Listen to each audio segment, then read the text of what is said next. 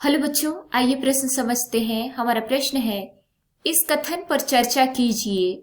यूं तो अर्धसूत्री विभाजन में स्वभावतः गुणसूत्रों की संख्या घट जाती है, फिर भी उससे प्रत्येक स्पीशीज में विशिष्ट गुणसूत्र संख्या ज्यों की त्यों बनी रहती है। आइए समझते हैं। बच्चों, सबसे पहले हम अपने प्रश्न की मुख्य अवधारणा को समझेंगे। मुख्य अवधारणा। बच्चों, हमारे प्रश्न में पूछा गया है कि अर्धसूत्री विभाजन में गुणसूत्रों की संख्या घट जाती है, परंतु फिर भी प्रत्येक स्पीशीज में गुणसूत्रों की संख्या ज्यों की त्यों बनी रहती है।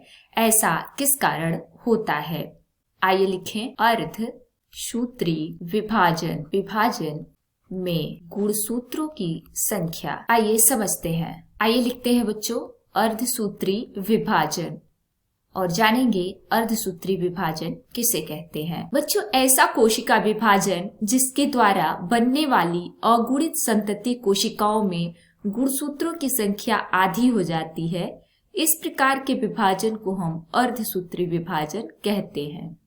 आइए लिखें, कोशिका विभाजन जिसके द्वारा बनने वाली अगुणित संतति कोशिकाओं में गुणसूत्रों की संख्या आधी हो जाती है, इसे हम अर्धसूत्री विभाजन कहते हैं। बच्चों, लैंगिक जनन करने वाले जीवधारियों में अर्धसूत्री विभाजन द्वारा अगुणित अवस्था उत्पन्न होती है।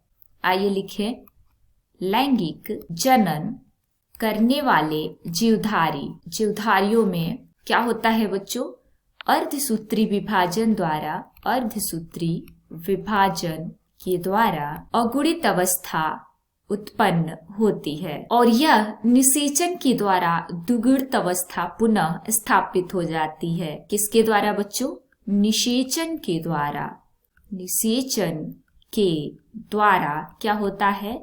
दुगुणित अवस्था पुनः स्थापित हो जाती है, जिससे गुणसूत्रों की संख्या ज्यों की त्यों बनी रहती है। उम्मीद है आपको प्रश्न समझ में आ गया होगा। धन्यवाद।